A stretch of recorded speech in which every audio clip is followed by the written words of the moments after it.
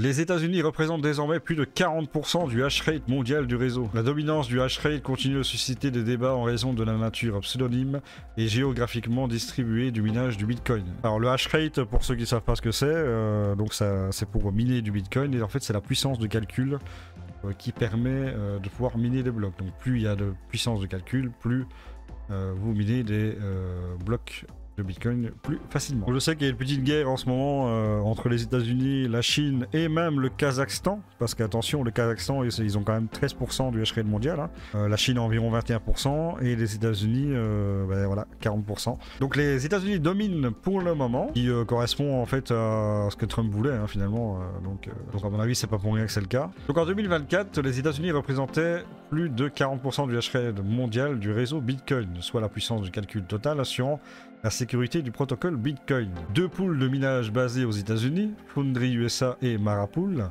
ont contribué à plus de 38,5% de l'ensemble des blocs minés. D'après The Miner Mag, Foundry USA a vu son hash rate passer de 157 exahash par seconde en début d'année à environ 280 exahash par seconde en décembre. Actuellement, Foundry est le plus grand pool de minage en termes de hash rate, contrôlant environ 36,5% du hash rate total du réseau Bitcoin. Les données de hash rate index indiquent que Marapool, de son côté, détient environ 32 EH par seconde, soit 4,35% de la puissance totale. Malgré cette augmentation de puissance de calcul, les pools de minage basés en Chine contrôlent toujours la majorité du hash rate mondial. Bah, ça me semble bizarre parce qu'il me semble que j'ai été me renseigner, la Chine c'est environ 21% du hash rate mondial. Bizarre. En septembre, Ki-Young-ju, fondateur et PDG de CryptoCount, a souligné que les pools chinois contrôlaient 55% du hash rate global. Ah bon, ça fait beaucoup.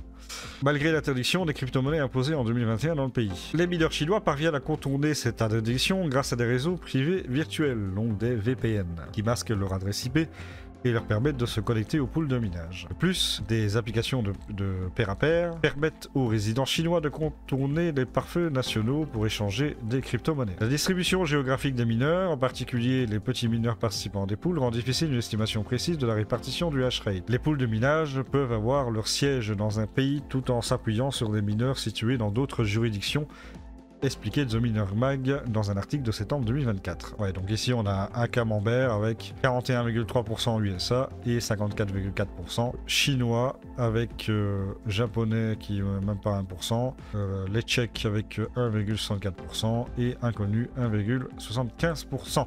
La concentration de la puissance de calcul dans un petit nombre de pools de minage suscite des inquiétudes au sein de l'industrie. En octobre, Rayev Kemani, cofondateur et PDG du fabricant de puces de minage Auradine, a déclaré à Cointelegraph que la décentralisation de Bitcoin était une question de sécurité nationale. Il a mis en garde contre le fait que les infrastructures critiques, telles que les circuits intégrés spécifiques à une application, ASIC, ne devraient pas être fabriqués dans une seule juridiction afin d'éviter des risques liés aux chaînes d'approvisionnement. Oui, parce que c'est toujours le même problème, c'est que quand tu centralises en fait une chaîne de production au même endroit, tu peux avoir certains soucis, des risques, peu importe X ou Y, mais voilà, ça peut comporter des risques et à partir de ce moment-là, avoir des problèmes de sécurité. Mais bon, globalement, de toute façon, les États-Unis, ils veulent essayer d'être les premiers. Bon, je pensais qu'ils l'étaient déjà, donc je m'étais informé ailleurs, et apparemment, c'est peut-être d'anciennes sources. Ok, donc j'ai été voir, effectivement, c'est des sources qui datent de 2022, donc entre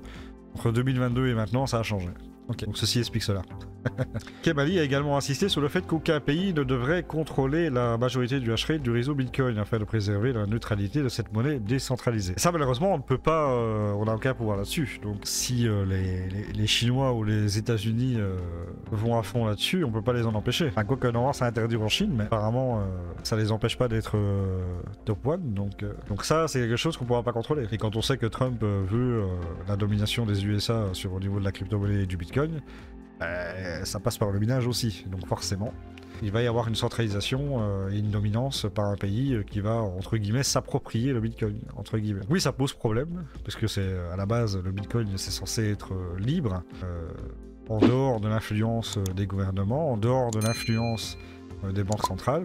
Logiquement, c'était ça à la base, les crypto-monnaies. Et là, tout est en train d'être centralisé et tout est en train d'être dominé par 2 ou 3 pays maximum. Ça pose problème. Mais bon, c'est comme ça, on n'y peut rien. Voilà, alors c'est tout ce que j'ai sur ce sujet. Merci à vous d'avoir regardé. N'hésitez pas à vous abonner, à commenter, liker, à vous rejoindre mon Telegram. Et je vous dis à la prochaine pour une nouvelle vidéo. Ciao!